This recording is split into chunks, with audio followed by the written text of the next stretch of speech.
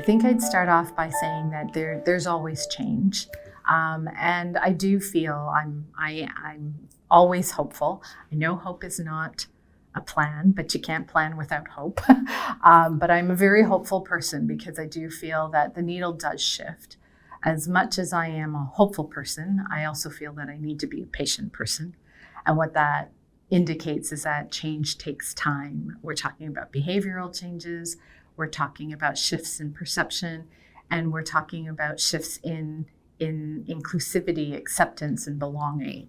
I think they're all relative to the fact that change is happening and change for good is happening. But yes, when I first started off in the sector, programming looked very different, I think, than it does today. It was fairly directed to a particular challenge or opportunity. So for instance, if you were looking for a job, we'll help you build a resume and ace the interview. And then that should create labor market attachment. If you're looking to find a house, well, we'll connect you to the resources, the classifieds, or the various real estate online resources, and you should be able to navigate the systems. And so those programs, those services were fairly directive. Today, what we're seeing, and at least for myself, I'm very encouraged by the programming that we're seeing at ICA, is how interconnected things are and how layered and complex issues are today. And so while you do need to have the resume building skills and the interviewing skills, we recognize that before you can succeed in a meaningful job or even access a meaningful job, you do need to have your credentials recognized. Or the state of your mental health might impact your ability to cope with stress or to communicate effectively in your workplace.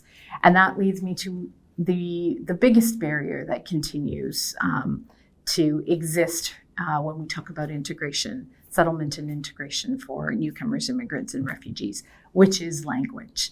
And so whether that be in Canada's two official languages, French or English, newcomers need services to learn the language, but also to advocate for themselves. It's the largest factor, I would say, in terms of people feeling connected, people feeling understood, feeling like they can belong, feeling like they can participate and contribute.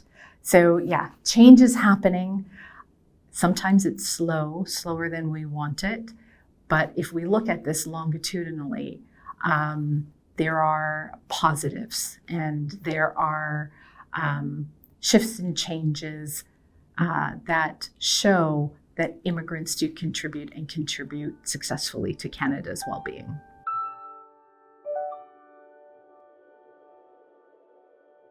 No matter how you come here, there is a period of time where you're trying to figure things out. You want to navigate things.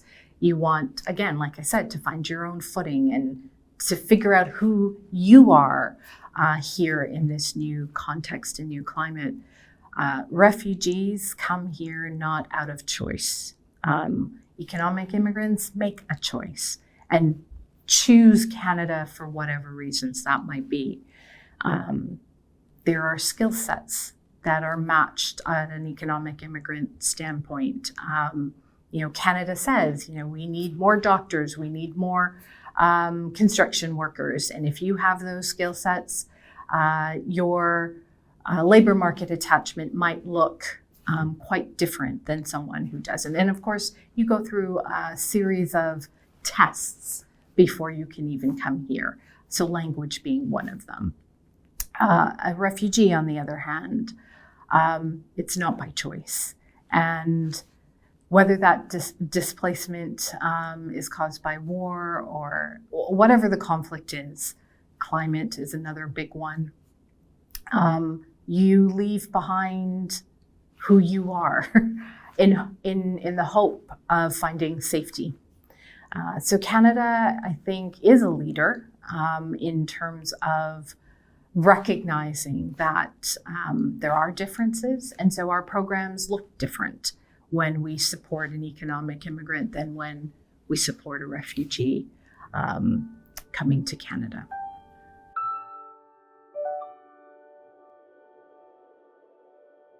The private sponsorship of refugee program here at ICA is one of the most beautiful, galvanizing, community-driven, community-led initiatives, I think, that exists in all of settlement and integration programming. It's an excellent example of connective tissue and what really binds us, I think, as human beings in community.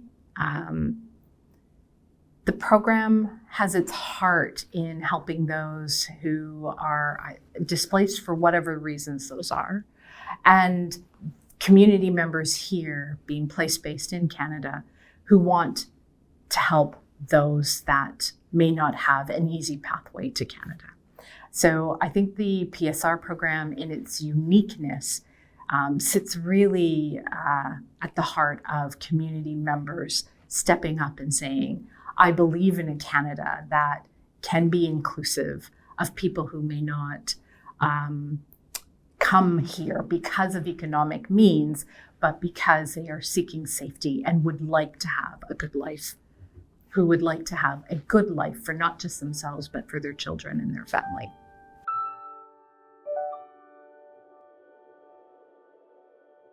Think of a couple of examples of privately sponsored refugees that have come through the doors at ICA, and that, through our constituent groups have worked tirelessly. And so the process can sometimes be very long.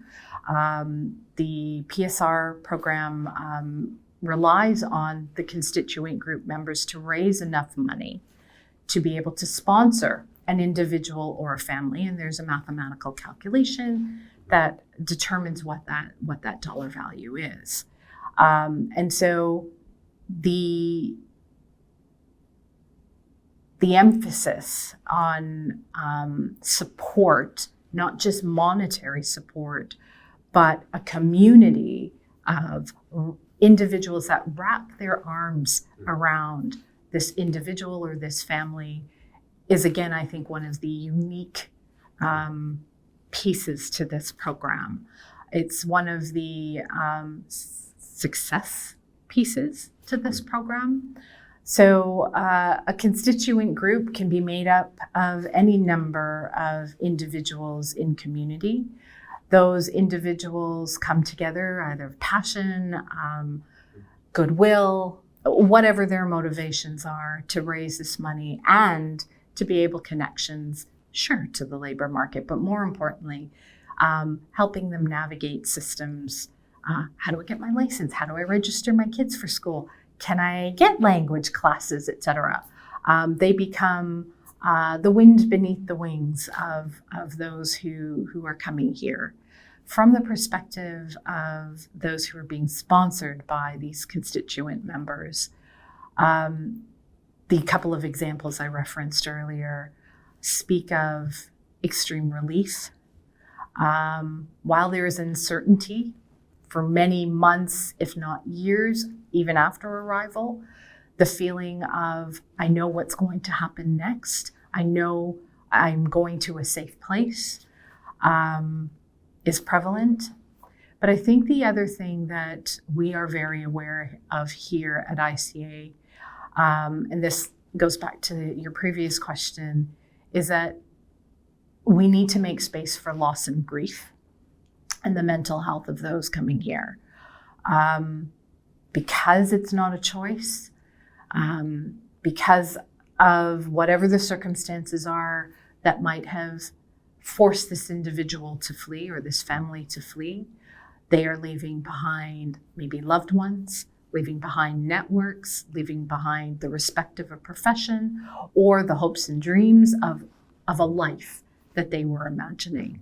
And so I cannot emphasize enough that the PSR program and the constituent group members that sponsor these folks are key to supporting good mental health when those individuals arrive.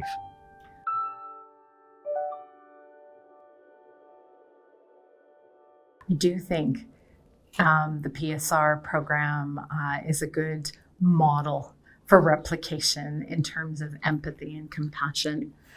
As you're asking this question, and again, I hope you'll indulge me, there's a story, and I can't even remember necessarily the genesis of this, but it lives in my mind, if I can put it rent-free, if I can put it that way.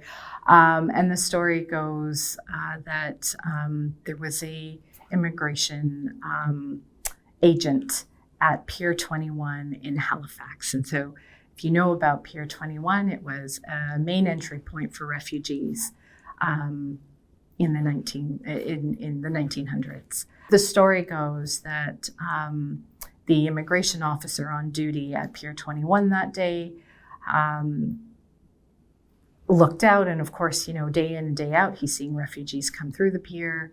This day, for whatever reason, this particular family spoke to him, and the way it was described was, he saw the fear in their eyes, he saw the worry, the mom and dad protectively wrapping their arms around their children, and he felt immense compassion. And so they came up to his desk, and he said to them, there is room for you here. There is room for you here. And so I think there's room for anyone across this beautiful planet. Our Indigenous cultures speak about, a reverence for the land, allowing there to be room for each other. And I think that fear, the anti-immigrant sentiment, the fear of the other, us versus them, comes from a scarcity mindset. I don't mean to just water it down and say that it's just that, but when you say to others, you can't find housing because immigrants are taking your housing, or you can't find a job because immigrants are taking your job, what we're essentially saying is you suffer when others excel.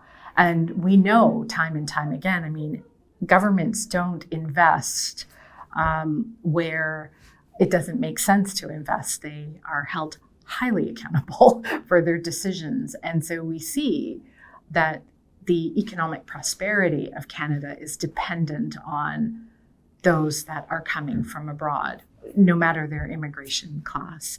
But there is definitely an anti-immigrant, anti-refugee sentiment. We're in election years. The uncertainty of upcoming federal elections allow for greater space for those fear and scarcity conversations to create wedge issues around immigration. And so, yes, right now we are in a very interesting time because it is a natural instinct, I think, of the electoral process to talk about fear and scarcity. But I'm often reminded of that immigration officer and how much room we have here and just how successful Canada has been because of refugee, newcomer, and immigrant contributions. And so maybe I can say the data speaks for itself. There is room.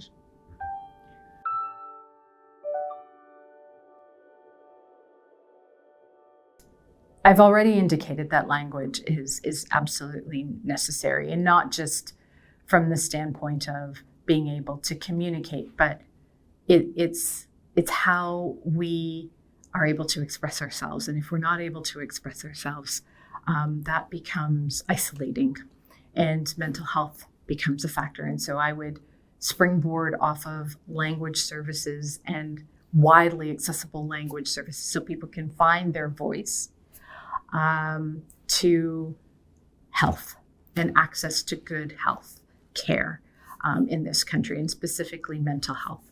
We are at a juncture where we know that mental health is important, but we talk about mental health outside of health. It's health or mental health. as opposed to health and the mind health being equally as important as our physical health. And so, yes, we would invest in supporting refugees in a number of different ways to deal with that loss and grief that I've referenced already. And so that interconnected tissue around integration says, let's look after the whole self, as opposed to looking at integration and settlement as being these, siloed pieces that we need to look after. Let's find you housing. Let's get you language services. Let's find you a job. Let's get you enrolled in school. Instead, at the base of this, for me and for this organization, health is really key. And so if I could wave that magic wand, I would focus on building services that addressed the social determinants of health. So again, I'm going to go on my soapbox if you don't mind. I think we measure success factors and often concentrate measuring success across this country away from a scarcity mindset to a growth mindset. If we're not just looking at GDP or the employment rate or inflation, and we start looking at the health of the nation, and we start asking, well, do people have nutritious food, and measuring that as a form of success? Or do people have access to healthcare, and working towards that as a measure of success? So that's how I would use my my infinite resources.